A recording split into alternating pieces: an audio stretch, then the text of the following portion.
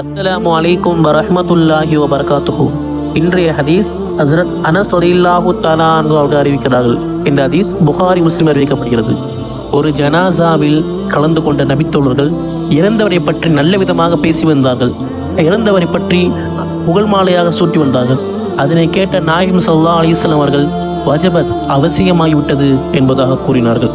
பின்பு அருகில் இருந்த மற்றொரு ஜனாசாவின் பக்கம் சென்று நபித்தோழர்கள் அந்த ஜனாசாவை பற்றி இழிவாக பேசினார்கள்.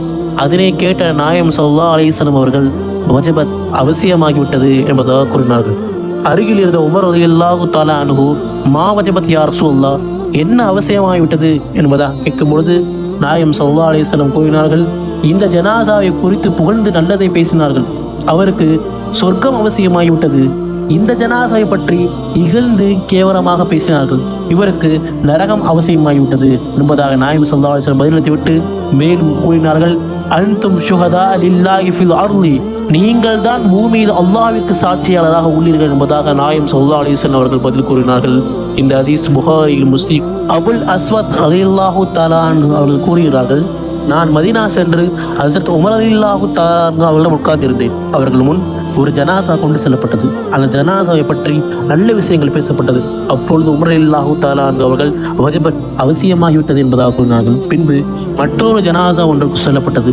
அதை பற்றியும் நல்ல விதமாக மக்கள் பேசினார்கள். அப்பொழுது அமீருல் முஃமினீன் உமர் ரலியல்லாஹு தஆலா அன்ஹு அவர்கள் வஜபத் அவசியமாகிவிட்டது என்பதாக கூறினார்கள். பின்பு மூன்றாவதாக ஒரு ஜனாசாவுக்கு செல்லப்பட்டது. அதை பற்றி பிகழ்ந்து பேசப்பட்டது. அதனை கேட்ட உமர் ரலியல்லாஹு தஆலா அன்ஹு அதற்கும் வஜபத் அவசியமாகிவிட்டது என்பதாக கூறினார்கள்.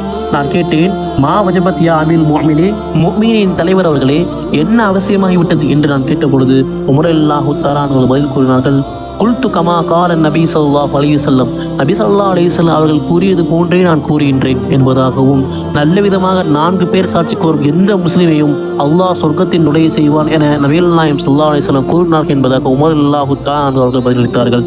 ஃபகுல்னா, நாங்கள் கேட்டோம், ஃபஸலாசத்துன், 3 பேர் கூறினாலுமா என்பதாக கேட்டபொழுது 3 பேர் கூறினாலும் தான் என்பதாக நபிகள் நாயகம் ஸல்லல்லாஹு அலைஹி வஸல்லம் கூறினார்கள் என்று உமர் ரலியல்லாஹு தஆலா பதிலளித்தார்கள்.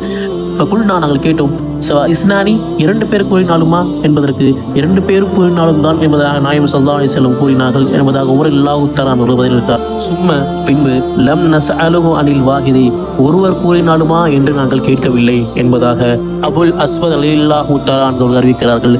இந்த ஹதீஸ் புகாரியில் பதிவு செய்யப்படுகிறது. அஸ்ஸலாமு அலைக்கும் வரஹ்மத்துல்லாஹி வபரகாத்துஹு.